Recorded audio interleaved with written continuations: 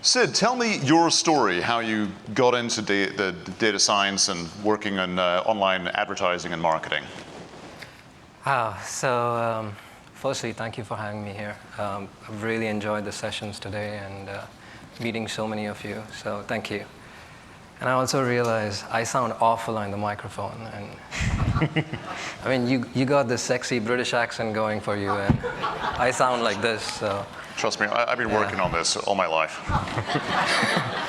It is what it is. But so my background is actually in the sciences. I got a PhD in chemical physics a long time ago, and that too in theoretical work. I don't know what I was thinking, but better sense prevailed. And after I graduated, I joined a company called Demand Tech, which was a price and promotion optimization company.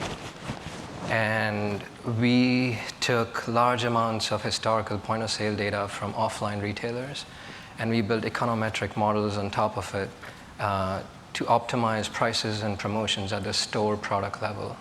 Mm-hmm. And after Demand Tech got acquired by IBM, I joined a 5-person startup called FreshPlum, which was essentially in the business of understanding users for e-commerce sites and personalizing things like prices, offers, shipping offers, and so on. FreshPlum got acquired by a company called Telepart, and Telepart very recently got acquired by Twitter. I know what all of you are thinking, no comment, but essentially what Telepart does is Telepart is in the business of understanding users. So we take troves and troves of user data, session data, offline purchase data, and so on. And we use machine learning to understand who the user is. What is the user looking for, what they have done in the past, what are they interested in, and very, very importantly, where are they in their shopping funnel? And based on that information, we show them highly personalized and curated ads, more from the point of view of discovery. We treat ads as information, right? And I head the data science team at Telepart. Great. All right, well, that's great. Now, tell us about blackjack. That's what we really want to hear about.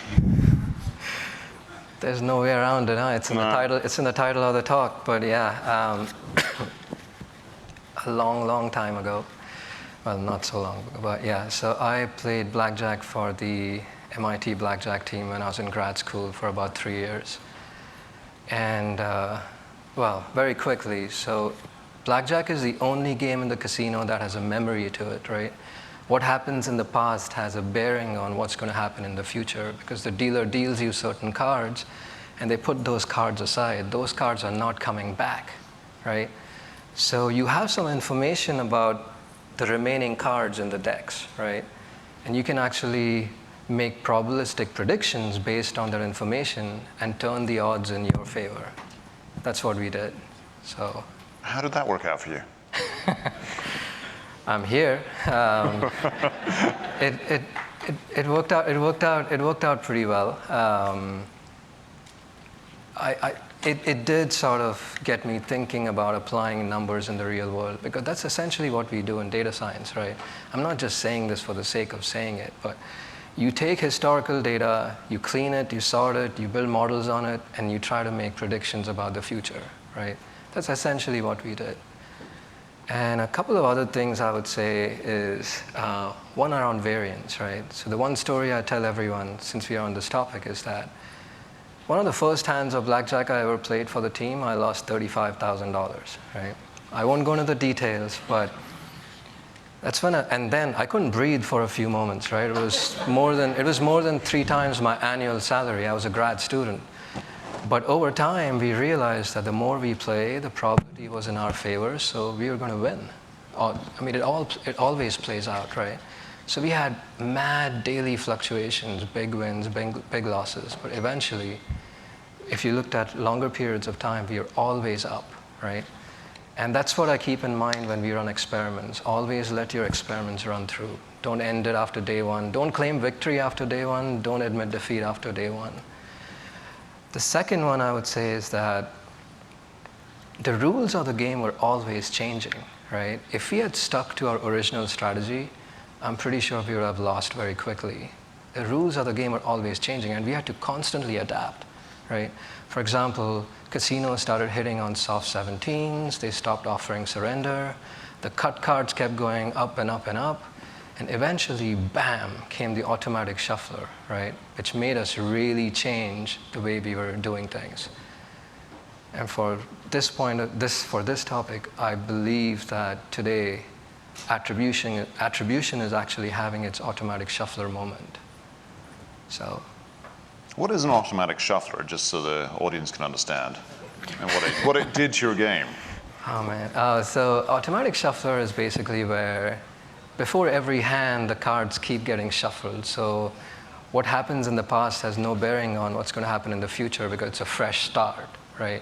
The cards get shuffled. As soon as the hand is dealt, those cards go back, the cards are shuffled, new cards come out. But the cards, so there's no way to predict the future because it's like roulette. Every round is fresh. You can't predict anything. Got it. So you had in our previous conversation, you had some great examples of how people were using data and how they essentially made some, I would call them mess-ups about what the data indicated to them. Now, with your experience, you might be able to share a few insights about what people did and how it worked out for them and what you can learn from it. So the majority of retailers I work with, no offense, but you guys still use last-click attribution, right? And let me tell you why.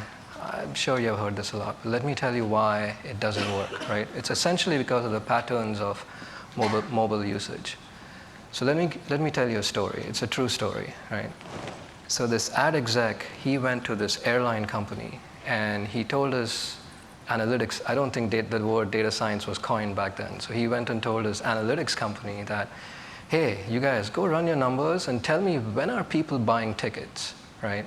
So the team went, ran the numbers, came back and said, most of the tickets are being bought late evening or nighttime. So the ad executive took most of his marketing dollars, pushed it late evening and nighttime, and sales completely crashed. You know why? So they figured out what is happening is a lot of people were actually researching and doing a lot of discovery during the day in their offices. And then they would go home and talk to their families and pull the trigger on one option, right? So by moving all the marketing dollars away to evening, nighttime, they weren't actually addressing the process of research and discovery, right? And mobile is the same thing. Mobile, on average, 30% of your usage is on mobile, right? But less than, or maybe around 10% of the conversions actually happen on mobile, which means that the conversion rate on mobile is very small, right? Does that mean mobile is not important? Hell no, right? Think about this. Think of Shopper A and Shopper B. Both are on their desktop. Shopper A has visited your site in the past on the desktop. Shopper B has visited your site on mobile beforehand. Shopper B is 3 to 6 times more likely to convert than Shopper A. And Shopper B is likely to buy about 10% more than Shopper A, right? So not only is Shopper B more likely to buy, the Shopper B is also likely to buy more. And what does LCA do? LCA treats both user A and user B the same, right? Because they're converting on their desktop. Completely ignores the shopper's path, the shopper's journey. It's a path to ruin, trust me. LCA is a path to ruin. The way shopping behavior has changed. So how many retailers do you think actually know this? Because I learned this today, and I'm suspecting it's not a well-known stat. There are lots of retailers in this room. You guys are really smart people. I mean, I think all of you know this. I also understand it's not an easy transition, right? I mean, LCA was easy. It all added up to one. It made sense back in the day because when there was only one device, the desktop. I understand it's hard, but this is what is happening, right? But if you keep doing LCA, number one, I can't give you a number. So you're going to underinvest in mobile, right? You're going to underinvest in mobile. And what is the opportunity that you lose by underinvesting in mobile? I can't give you a solid number, but I can give you a few numbers, right?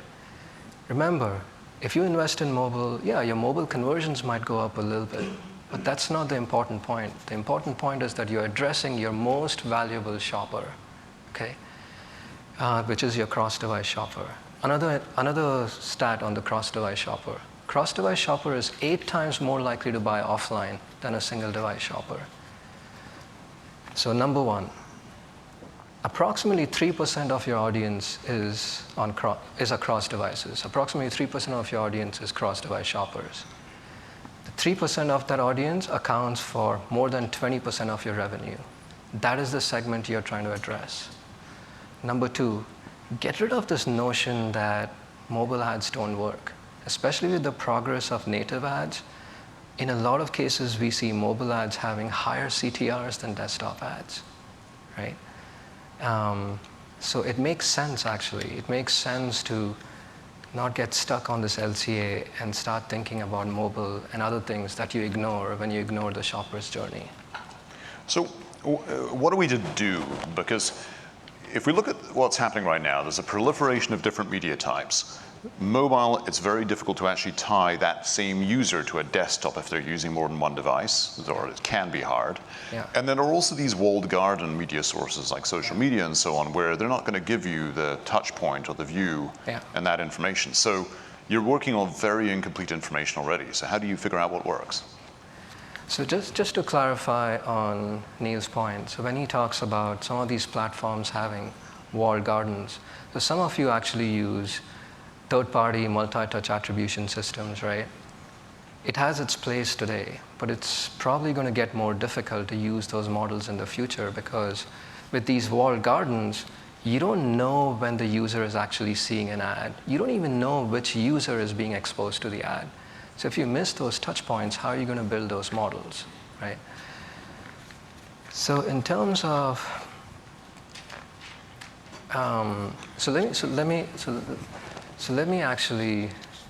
So here's what I'll say about attribution, right? So we are in the very early innings of what is proving to be a very complex evolution, right? And I understand it's very hard for you guys to make some of these decisions, right? Can I tell another story? You can tell another story. Okay. It's a football story, so hopefully you guys will get interested. So this was 2007, or 2006 or 2007. The Pats were playing the Colts, right? A little over 2 minutes to go to the game, for the game to end. The Pats are up by 6 points, and they are on their own 30-yard line, and it's 4th and 2, okay? So either they punt the ball, or they go for it. In that situation, 60% of the time, you get those 2 yards. And if they get those 2 yards, the game ends, the clock winds down. 40% of the time, you don't get it. And if you punt, the average punt is about 38 yards, right? Bill Belichick went for it. He did not get it. The Pats did not get the 2 yards. And Peyton Manning threw a winning touchdown as the game was ending, as the clock was winding down. I swear, I remember watching ESPN that night, right? And all these talking heads were basically calling it the dumbest decision ever made on the football field. The dumbest decision ever made on a football field. How many Super Bowl rings does Bill Belichick have? 4, right? So my point is that they actually use analytics, and they did the right thing. They absolutely did the right thing by going for it. It made sense in that situation, going by numbers to go for those 2 yards. They didn't get it because, variance, and it's not deterministic, right? Sometimes it doesn't play out the way it's supposed to play out. But in the long run, it always plays out. My point is that make some of these, I know it was a tough decision for him. You guys need to make these tough decisions today. And one day you'll be a hero, right? So that's why I say LCA is definitely the path to ruin. Multi-touch attribution has its role today, but I think in the future, it's going to be harder to build those models. And the only thing I think that will work in the future is incrementality and A/B tests. That'll be the only thing that's going to work in the future. So you have got to get your organization to start thinking in terms of running incrementality or A/B tests, because that'll give you a good read of which initiative is working, how well it's working, and so on. Fantastic. Do you have any sort of parting words of wisdom about what you would do? And in particular, there's a lot to do here, a lot of testing, a lot of things that might make people concerned because it is a lot of work. Are there any rules of thumb that people can go away with and save themselves some bother? Absolutely, yeah. So number one, you've got to start investing in incrementality and A/B tests. Get your organization to start thinking about it. I know it's hard, but you have got to start today, okay? Number two, while you're making these investments, just follow some simple rules of thumb, right? For example, when you decide how much to invest in mobile, don't go by mobile conversions, go by mobile usage. On average, 30% of your usage is mobile, so make sure your budget is sort of allocated along similar proportions, right? Number three, get rid of the notion that mobile ads don't work, especially with the progress of native ads. Again, to reiterate, we see higher CTRs in a lot of cases, we see higher CTRs for mobile ads.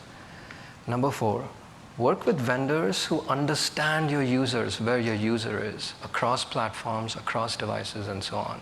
They need to speak the right language. Those would be my takeaways. Fantastic.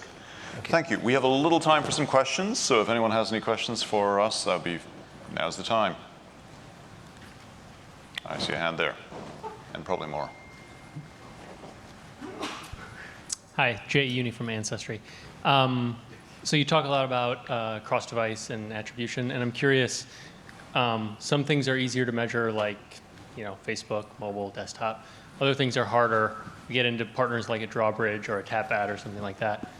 Can you give us your thoughts on the deterministic, the probabilistic? Should advertisers be investing in these types of kind of mobile attribution companies? Because I hear, obviously, some people saying they're great and other people saying only deterministic, don't go that route. What are your thoughts there? So is your question around, because users are jumping across devices, there is some contamination in the experiments, so things are not deterministic, but it becomes probabilistic? Or? I guess my question is more around when we don't have that logged in data, when we can't tell that it was for sure this person, is it still a good idea to invest and maybe look at upper funnel metrics, or would you say we still, as advertisers, we should wait? Yeah, so we face this problem too, right? So Telepart works with mostly logged out users. And you're right, sometimes it becomes difficult to track users when they jump from one device to the other, which means that let's say you're running an A/B test or you're running an incrementality test. What might happen is one user who's on their mobile gets put in group A. In their second session, they might come on their desktop. You think it's a new user. That user might go to group B, and suddenly there's contamination. But nothing's perfect, right? I don't think this is perfect either, but it's the best thing to do right now, right? Absolutely. So I get that there can be pollution in some of the experiments, there can be contamination in some of these experiments, but it's still the best thing to do right now. So. Fantastic.